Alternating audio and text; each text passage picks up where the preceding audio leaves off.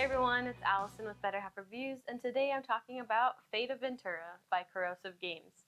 This is a 2 to 5 player game designed by Zachary Kuntz and Nathan Ball, and it's coming to Kickstarter. So let's talk about it. With the discovery of Venterra, several nations from around the known world hurry to amass their forces. Legends have spread of untold wonders and destructive magic, the likes no mortal has ever seen. What is hidden deep in the mystical land? No one knows but the gods. Fate of Venterra is a war game based in the mythical land of Venterra. This is a game of pure strategy. There's no dice or luck involved. Every move you make matters and can decide the outcome of the game. You can use your double-sided tiles to set up your map for the game, and you're also going to pick your modifier card, which will change some of your setup and also give you some different modifiers and influence to go for the different land types. Next, you're going to choose one of the 5 base factions to play as in the game. We have the order set up already here on the table. On the back of your faction player board, there's a flavor text and some different stats about what your faction is good at, and a little explanation as well. Resources that you start with, and then this is the part that you're playing with, having different cards that you'll have placed on here, buildings and things, modifiers, and you also have some different abilities and goals for your faction. Everyone will have some similar cards despite their different faction, like this treaty card here, and then you'll have some different attack cards available, similar stats again, but maybe some slightly different abilities for something like, in this faction, the Order of the Reckoner. And it shows their battle and their defense, and the back matches their faction color. Everyone has these action cards, and what you're going to do is secretly choose 2 of them that you want to play for this round. And then at the same time, everyone will look over the first card, and then according to player order, you will take your turn. And then after that, you'll take your second turn according to player order. So for example, if I'm doing the charge card, I'm moving people outside into 1 unit. So that's what I'm doing here. In maneuver, you're trying to do the opposite, move people from 1 unit out, so dispersing to different spaces. If you're choosing to attack, you do need to have enough gold to spend to use your attack cards, and you also need to say where you're attacking. The opponent can choose to defend, but not everything works out how you want it. On this main player board, you're going to keep track of bonuses, player order, and also moving up your token when you complete different things, like this one with the battle, where you may get coins or other things. And there's also bonuses for building, maybe getting some upgrades. Something cool about upgrading a building is you just simply put the piece into an existing building. This game is full of things that you can upgrade and change, so you can flip over these cards to change some of your abilities or actions. You can even upgrade your unit card throughout the game. You can also go for some different gold cards with big rewards or get some special ability cards. And that's just a few quick things about the Fate of Venterra. Alright, so now that you've heard a little bit about the game, let's talk about how I feel about it. So I'm going to talk about some of my pros and some of my cons, or things to be aware of. But one thing I want to note, this is a prototype, so there are things that may change, like coloring, art, maybe some like tiny bits of rules or word text. So please know this is a prototype, things may change. Alright, so let's just dive right into the pros. So this is kind of like a bigger, more in-depth game, not a gateway game. But for being one of those like bigger types games where you have lots of different things that you can do, lots of different strategy going on, I like how they streamlined it where it didn't feel too overwhelming. So with playing, like choosing your faction and everything, I like that there was like a distinct order for how the rounds go. So it's like, even if I was kind of new and learning the game, I was like, okay, I do this step, did that, what's next?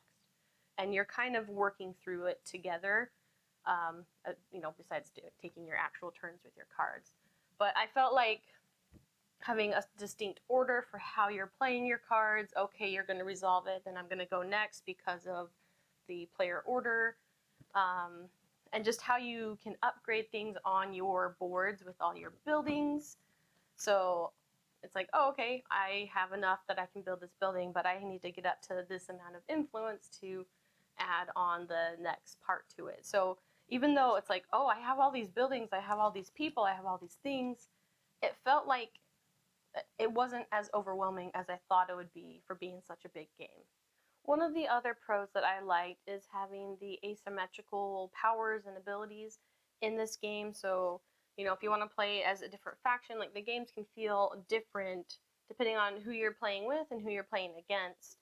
But there's enough familiarity between them that it's not too like crazy to try to switch over to a new one, because like everybody starts with, you know, those same cards, like here's your action cards, and everybody has the treaty card, and you have similar attack cards, but you know, it's like, oh, you know, my most expensive, my most powerful one in the order is the Reckoner, and they have slightly different ability.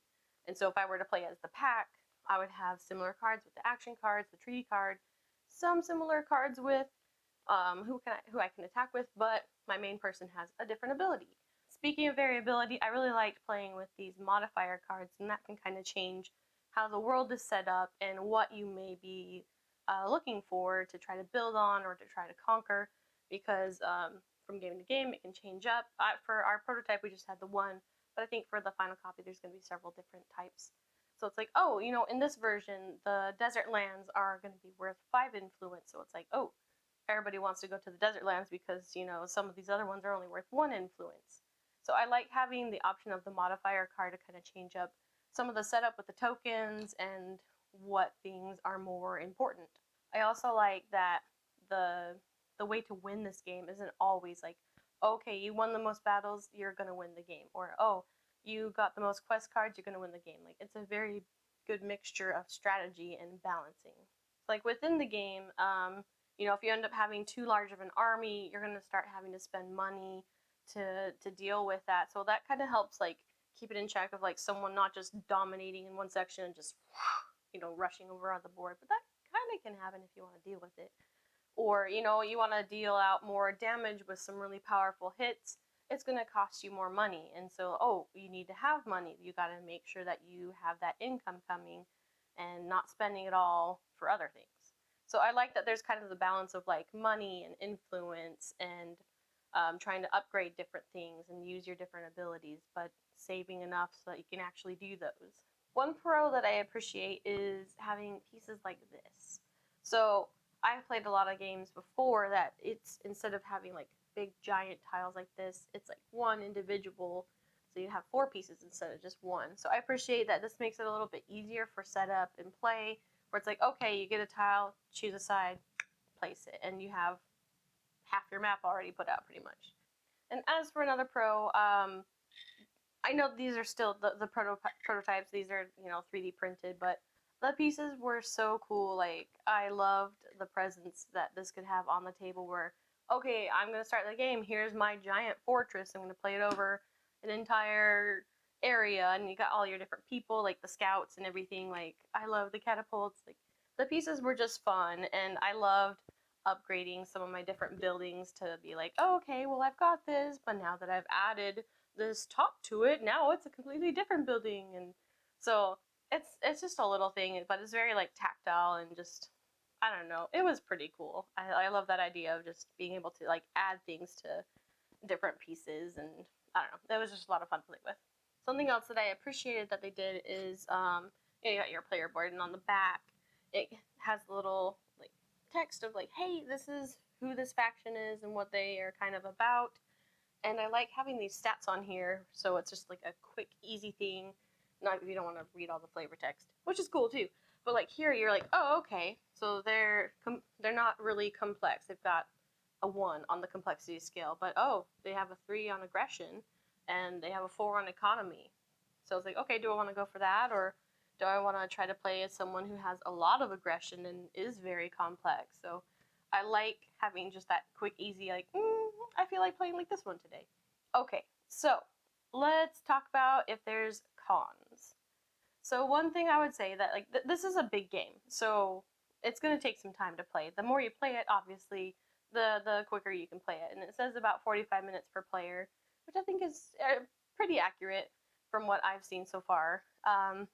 But this can get dragged down by analysis paralysis, or, you know, just some turns can take longer. The more players that you have, the longer it's going to take to go through the rounds, because, you know, everybody's only picking 2 action cards on their turn, and then you choose one that you're going to do first, and then you flip it over, and then you go through in player order playing the first card.